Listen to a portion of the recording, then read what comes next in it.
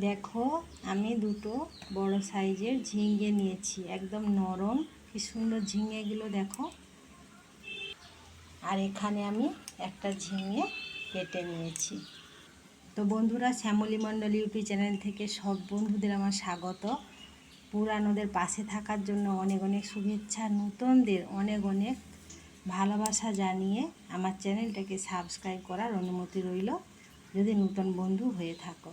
তো চলো, আবার একটা নতুন রেসিপি নিয়ে তোমাদের সামনে আমি হাজির হলাম। আশা করি তোমরা সবাই ভালো আছো, সুস্থ আছো, আর গোবিন্দের কৃপায় সবাই তোমরা ভালো থেকো। তো চলো, ঝিঙেগুলোকে আমি এখন কেটে নিই। তো দেখো, ঝিঙেগুলোকে আমি ছাল ছাড়িয়ে নিয়েছি হালকা করে করে, মানে পুরোটা ভালো করে তুলি না, শুধু শিরেগুলা বলতে পারো, শুধু শিরেগুলাই তুলেছি। ধুয়ে নিয়েছি, কারণ কাটার পরে আর ধোবো না এটাকে। এই যে আমার ঝিঙেগুলো সব কেটে রেডি করে নিয়েছি। আলুটাকে এবার আমি ছাড়িয়ে নিয়েছি, এতে টুকরো টুকরো করে কেটে এই জলটায় দিয়ে দেব।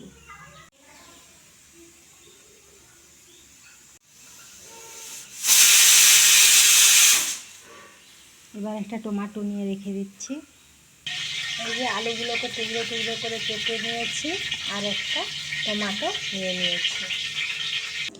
কড়াইতে তেল ছিল, তার সাথে আর একটু আমি সর্ষের তেল দিয়ে দেব, আর একটু কালো জিরা দিয়ে দিলাম, একটু তেজপাতা দিয়ে দিলাম, আর একটু শুকনো লঙ্কা দিয়ে দিলাম। এবার সবগুলোকে আমি আস্তে আস্তে ভেজে নেব। কালো জিরা ভাজার একটা গন্ধ বের হবে ততক্ষণ পর্যন্ত। এটা ভাজার একটা গন্ধ বের হয়ে গেছে, এর সাথে আমি এবারে কেটে রাখা আলুগুলো দিয়ে দেব। এবার আমি আলুগুলোকে নাড়াচাড়া করে তেলটার সঙ্গে হালকা ভেজে নেব। এবার আমি শিলে সাদা সর্ষে আর কালো সর্ষে কিছুটা পরিমাণ নিয়ে নিয়েছি। এখানে আমার আলুগুলো ভাজা হয়ে গেছে। এবার আমি ওর সঙ্গে এই কেটে রাখা ঝিঙেগুলো মিশিয়ে দেব। ঝিঙে আলু সব একসাথে নেড়ে নেব। সব ঝিঙেগুলো দিয়ে দিলাম। এবার এর সঙ্গে পরিমাণ মতো আমি নুন দিয়ে দিলাম, একটু হলুদ দিয়ে দিলাম। এবার এই নুন হলুদটাকে আমি এর সাথে ভালো করে মিশিয়ে দেব। এবার আমি এটা ঢাকা দিয়ে দেব। আবার 2 মিনিট পরে আমি ফিরে এলাম। এগুলো আবার একটু নাড়াচাড়া করে আবার একটু ঢাকা দিয়ে দেব। শিলে আমার সর্ষেটা বাটা হয়ে গেছে।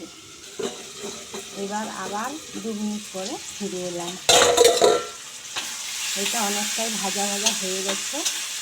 এই সর্ষে বাটার সঙ্গে আমি একটু জিরে গুঁড়ো, একটু ধনে গুঁড়ো, একটু লাল লঙ্কার গুঁড়ো নিয়ে নিয়েছি, কারণ এতে আমি কাঁচা লঙ্কা দেবো।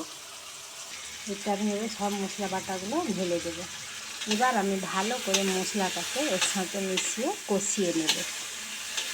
দেখতেই পাচ্ছ আমার আলুটা সেদ্ধ হয়ে গেছে, আর ঝিঙেটা সেদ্ধ হয়ে গেছে। তার এতে বেশি জল দিতে হবে না, হালকা একটু এই যে মশলার বাটিটা ধুয়ে হালকা একটু জলটা দিয়ে দিলাম। তো জলটা দিয়ে হালকা একটু নাড়াচাড়া করলাম।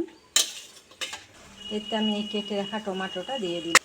এতে আমি একটা কাঁচা লঙ্কা আর একটা পাকা লঙ্কা চিরা দিয়ে দিলাম। তারপর আবার আমি একসঙ্গে এগুলো মিশিয়ে নেব। এবার আমি এটাকে একটু ঢাকনা দিয়ে দেব। আসছি 2 মিনিট পর। তো 2 মিনিট পর ফিরে এলাম। তো দেখো, মশলাটা আমার, সবজিটা ঠিকঠাক হয়ে গেছে, আর তেলটাও ছেড়ে গেছে। দেখো, সবজিটা সিদ্ধ হয়ে গেছে আর তেলটাও ছেড়ে গেছে। তাহলে আমার ঝিঙে রেসিপি রেডি। গরম গরম ভাতের সঙ্গে এবার পরিবেশন করা যাক। নামানোর আগে একটু হালকা পরিমাণ আমি এর সাথে চিনি মিশিয়ে দেবো। তোমরা চাইলেও চিনি দিতে পারো আর নাও দিতে পারো। আমি তবে প্রতিটা সবজিতেই, প্রতিটা রেসিপিতে আমার একটু চিনি দিই। চিনিটা দিলে কী হয়, সবজির ফ্লেভারটা খুব সুন্দর হয়। এই যে আমার ঝিঙে রেসিপিটা রেডি। গরম গরম ভাতের সঙ্গে কিংবা রুটির সাথেও ভালো লাগবে। এই রকম একটা রেসিপি থাকলে গরম গরম ভাত এক থালা উঠে যাবে, তাই না? দেখো কত সুন্দর হয়েছে আমার ঝিঙে রেসিপিটা। তো ততক্ষণ তোমরা ভালো থেকো, সুস্থ থেকো। সবাইকে অনেক অনেক ভালোবাসা জানিয়ে আমার ভিডিওটা এখানে শেষ করছি। সবাই একটু লাইক, কমেন্ট আর শেয়ার করে দিও আমার এই রেসিপিটি যদি ভালো লেগে থাকে তাহলে। ঠিক আছে, রাখছি। রাধে রাধে।